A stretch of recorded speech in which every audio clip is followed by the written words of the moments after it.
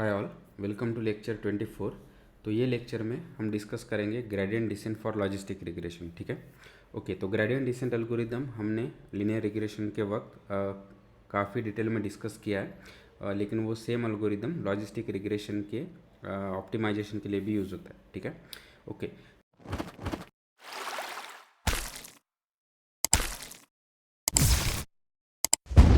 तो gradient descent algorithm क्या करता है, बेसिकली हमें हेल्प करता है कि डब्ल्यू एंड बी के ऐसे वैल्यू प्रोवाइड करने के लिए जिसके लिए कॉस्ट सबसे कम हो, राइट, यानी वो बेटर मॉडल हो या बेस्ट मॉडल हो on given data set, right, okay. तो फिर वो वर्क कैसे करता है, अगर उसका वर्किंग हम फिर से अगर उसको रिवाइज करें तो वो क्या करता है कि डब्ल्यू एंड बी जो भी हमारे पैरामीटर्स है उनको कुछ इनिशियलाइज करता है, जनरली विद जीरोज़। ठीक है, और फिर हर एक इटरेशन में डब्ल्यू एंड बी को इस तरह से अपडेट करता है कि जिससे हमारा जो भी कॉस्ट है, राइट, वो कम होते जाए। और फिर ये करते रहेगा जब तक हम जब भी हमारा कॉस्ट नियर मिनिमम या मिनिमम ना हो जाए। ठीक है, और कॉस्ट क्या है ग्रेडियंट डिसेंट के वक्त या सॉरी लॉजिस्टिक रिग्रेशन के लिए, तो ये फंक्शन, राइट, जो हमने डिस्कस किया है। ओके, तो अगर ग्रेडियंट डिसेंट एल्गोरिदम को अगर 3-4 लाइंस में लिखना है तो हम इस तरह से लिख सकते हैं कि रिपीट अंटिल कन्वर्ज, यानी कन्वर्ज होने तक ये करता है, राइट, कि जो भी डब्ल्यू एंड बी पैरामीटर्स है उनको अपडेट करता है using this formula. So W के लिए डब्ल्यू माइनस अल्फ़ा जो हमारा लर्निंग रेट है into derivative of cost with respect to W. ठीक है, और ये जे यानी अगर हमारे पास मल्टीपल फीचर है तो वो विथ रिस्पेक्ट टू जेथ फीचर, और ये सभी नंबर ऑफ फीचर्स के लिए रिपीट करेगा।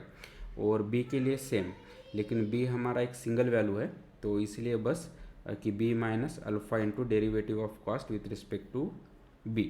ठीक है, ओके। और जैसे हमने बात की कि अल्फ़ा लर्निंग रेट है जो स्मॉल पॉजिटिव नंबर होता है, और जो भी ये डी डब्ल्यू टर्म्स है वो बेसिकली डेरिवेटिव्स है। ओके, और हमने इम्प्लीमेंटेशन की भी बात की है कि डब्ल्यू और बी को हमको साइमल्टेनियसली अपडेट करना है, नहीं तो ये केस में वो अगर हम ये अगर डब्ल्यू यहीं पे अपडेट करते तो यहाँ पे वो रॉन्ग वैल्यू या रॉन्ग कॉस्ट फंक्शन निकाल देगा। ठीक है, तो पूरा ये दोनों स्टेप्स होने के बाद ही हम डब्ल्यू और बी को साइमल्टेनियसली अपडेट करते हैं। ओके, तो अभी ये फार्मूले में ये जो भी ग्रेडियंट टर्म्स है तो उसको देखते कि वो हम कैसे कैलकुलेट कर सकते हैं। तो अगर मैं कहता हूँ कि हमारे कॉस्ट का ग्रेडियंट्स निकालना है यानी उसका डेरिवेटिव निकालना है विथ रिस्पेक्ट टू डब्ल्यू, तो अगर हम उस पर कैलकुलस के रूल्स लगा दिए तो फाइनली वो ड्रिल डाउन हो जाएगा यहाँ पे कि पूरे ट्रेनिंग एग्जांपल्स पे इटरेट होके बेसिकली एफ एफ एक्स है यानी हमारा प्रेडिक्टेड वैल्यू माइनस हमारा एक्चुअल वैल्यू इनटू जो भी एक्स का वैल्यू है for that particular example for that particular feature. ठीक है, तो इसका सम ओवर ऑल ट्रेनिंग एग्जांपल्स और एवरेज के लिए डिवाइड बाय एम। ठीक है, और जब हम ये कॉस्ट का डेरिवेटिव लेते हैं विथ रिस्पेक्ट टू बी तो ऑलमोस्ट सेम है, एक्सेप्ट अभी ये एक्स टर्म नहीं है यहाँ पे। ठीक है, तो अभी आप देख पा रहे हैं कि जो भी ग्रेडियंट डिसेंट का फार्मूला है या फिर ये डेरिवेटिव का भी फार्मूला है वो एग्जैक्टली सेम है जो हमने लीनियर रिग्रेशन के वक्त डिस्कस किया था। तो क्या इसका मतलब ग्रेडियंट डिसेंट दोनों के लिए क्या सेम है? तो एक्चुअली नहीं, तो एक टर्म चेंज हो रही वो एफ एफ एक्स है, राइट, क्योंकि लीनियर रिग्रेशन के वक्त ये जो भी हमारा फार्मूला था प्रेडिक्शन का वो क्या था, डब्ल्यू एक्स प्लस बी, और लॉजिस्टिक रिग्रेशन के लिए हम वो किस तरह से कैलकुलेट करते हैं, 1/1 plus E to the power minus जी, और जी का वैल्यू रहेगा ये डब्ल्यू एक्स प्लस बी। ठीक है, तो अगर ये दोनों फार्मूले एग्जैक्टली सेम लग रहे ग्रेडियंट डिसेंट के और ये बेसिकली डेरिवेटिव्स के भी, लेकिन एक चेंज या एक टर्म जो चेंज हो रहा है वो है formula to calculate predicted value या एफ एफ एक्स। ठीक है, और ये फार्मूले से वो डिराइव होगा। ठीक है, और ग्रेडियंट डिसेंट इम्प्लीमेंटेशन के वक्त हमने काफ़ी चीज़ें डिस्कस की थी कि अगर हमको देखना है कि ग्रेडियंट डिसेंट प्रॉपरली वर्क हो रहा है कि नहीं है तो उसके लिए एक कॉमन सा टेक्निक हम यूज़ कर रहे थे, लर्निंग कर्व। तो लर्निंग कर्व में हम क्या करते हैं बेसिकली, तो हम प्लॉट करेंगे कि cost versus number of iterations. तो यहाँ पे रहेंगे नंबर ऑफ इटरेशंस और इधर हमारा रहेगा कॉस्ट, और हम देखना चाहते हैं कि हमारा cost with number of iterations कम कम कम कम होते जाना चाहिए अगर हमारा अल्फ़ा काफ़ी छोटा है तो।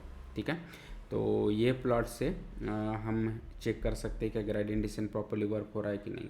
ठीक है, और जैसे ग्रेडियंट डिसेंट का अगर फार्मूला देख रहे हैं तो हम वहाँ पे नंबर ऑफ ट्रेनिंग एग्जांपल्स पे इटरेट कर रहे हैं या नंबर ऑफ फीचर्स पे इटरेट कर रहे हैं। तो वो अवॉइड कर सकते हैं यूजिंग वेक्टराइज इम्प्लीमेंटेशन, यानी सभी चीज़ें अगर हम वेक्टराइज इम्प्लीमेंटेशन करते हैं तो एक साथ होंगी, ठीक है। तो वो हमने लीनियर रिग्रेशन के वक्त डिस्कस किया था, लेकिन अभी नेक्स्ट लेक्चर में जब हम इसको इम्प्लीमेंट करेंगे for logistic regression Jupiter lab में, तब ये चीज़ क्लियर होगी, ठीक है।